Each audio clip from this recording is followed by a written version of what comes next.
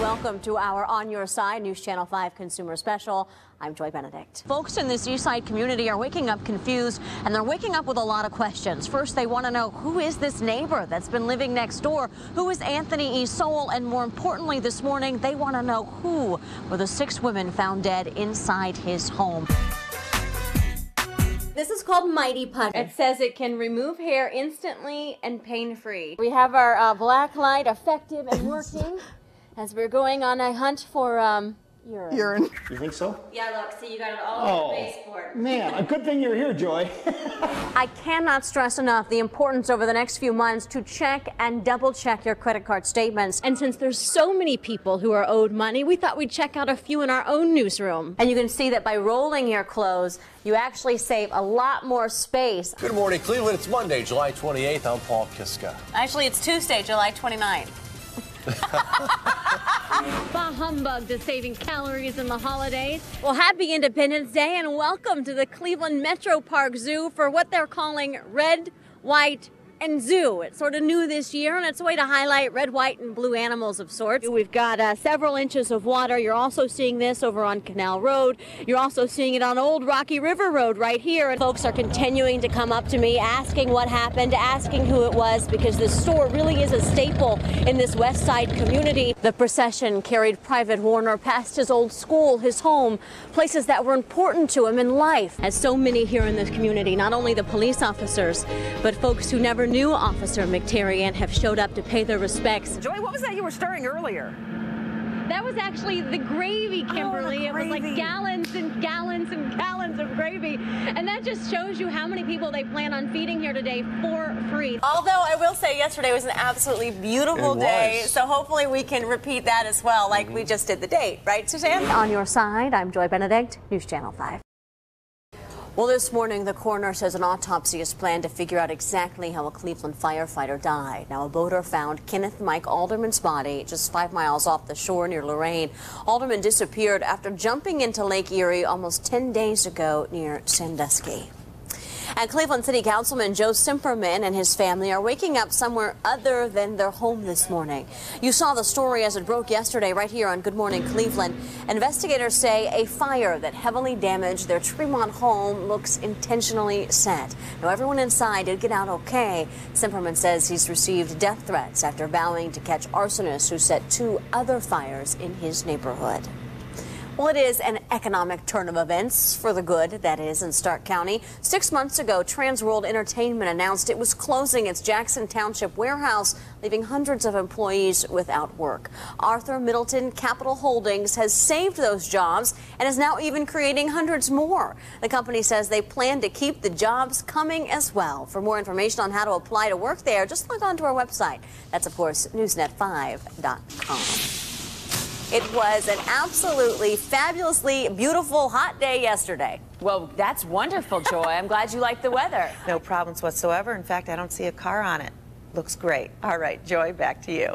All right, thanks so much, Betty. And no cars this early.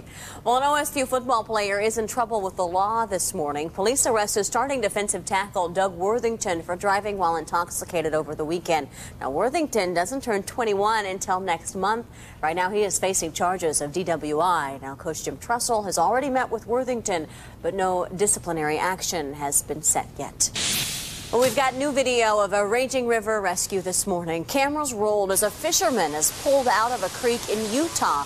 Dean Ryrie was fishing near Salt Lake City on Sunday when he fell into the water and he got trapped by a boulder. Now, he was in that creek for more than 12 hours, and that's when a little boy finally heard him calling for help and did what he was supposed to, which is turn around and get that man some help, thanks to a little boy. Well, people at the Atlanta Zoo got an eyeful over the weekend. Check this out as a visitor caught this kangaroo attacking his handler. You can see it here, punching and kicking her. Now, fortunately, the zookeeper was not seriously hurt, and she continued working. There's no word about what exactly sparked that attack. Well, filling up that gas tank this morning, maybe just a little bit less painful.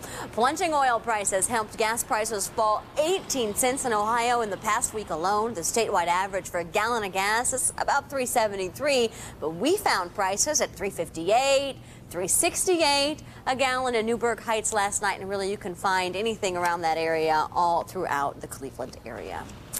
Well, now to a consumer alert. The government is investigating a possible fire risk in more than 2 million 2007 and 2008 GM SUVs and pickups. There have been at least 40 unexplained engine fires when the ignition was turned off and the vehicle was actually parked. Now, the investigation centers on the 2007 and 2008, like I said, but the Tahoe, the Suburban, the Escalade, and the Yukon SUVs, the Chevy Silverado, the Avalanche, and the GMC Sierra pickups are also affected.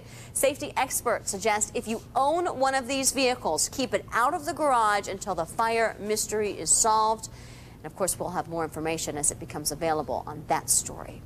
And a new recall out this morning. Paul has just released information right now. Let's head over to him in the newsroom. Paul. I sure do, Joy. We're keeping an eye on breaking news here in the newsroom. Joy, back to you. All right, thanks, Paul. All right.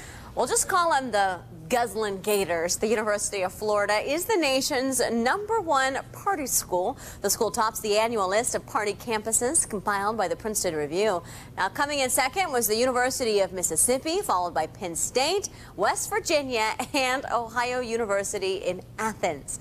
Well, the annual rankings also list the nation's stone-cold sober schools. Topping that list was Utah's Brigham Young University. Well, time now for a check on the latest business news. Here's ABC's Jeremy Hubbard reporting from New York. Well, we are approaching 24 hours since FBI and IRS agents conducted raids at nearly a dozen locations, and we still have plenty of questions this morning about exactly what prompted the massive investigation. And that's where we turn to News Channel 5 reporter Dan Haggerty, who is live at the county building with the latest. Dan. All right, thanks, Dan. Well, this morning we are only a little closer to understanding exactly the reason for these raids. Now, anyone who wouldn't talk on the record, and everyone, including federal agents, remained tight-lipped if they knew anything about the investigation. Chief Investigator Dwayne Pullman spoke with the founder of DAS Construction, John Pumper, while agents raided his business yesterday. We're cooperating with the investigation. Have no idea what it is. Well, the News Channel 5 investigators also found a connection between County Commissioner DeMora and DAS Construction. We're going to have that part of the story coming up ahead in our next hour at 6 o'clock. And remember that we do have an extensive section about this still developing story on our website. That is newsnet5.com. Well, smokers searching for work need not apply at one local prominent health institution. News Channel 5's Jonathan Costin is live in Akron this morning with new information about a hospital's new hiring policy. Jonathan. All right, Jonathan, thanks a lot. Well, this morning, the American Red Cross is looking for volunteers to, of course, give blood. The blood bank is in an urgent need for type O negative, O positive, and A negative. In northern Ohio, 900 pints of blood has to be collected every day just to meet the needs of patients in 57 local hospitals. And remember that if you do donate, you're going to be entered in a raffle to possibly win a free year's worth of gasoline. Well, in health news this morning, strong bones may decrease your chances for osteoporosis. A new study says that may not be good for breast cancer. They studied almost 10,000 postmenopausal women. The University of Arizona researchers report that high bone mineral density increases the chances of developing breast cancer. Well, being confined to a wheelchair doesn't stop some athletes from becoming Olympic champions. The National Veterans Wheelchair Olympics is taking place this week in Omaha, Nebraska. Top athletes are taking time out from the competition to spend time with disabled children. Jerome Meyer was one of 50 children chosen for this event. He was hurt by a drunk driver 2 years ago, but he won't let his disability stand in the way of his dreams.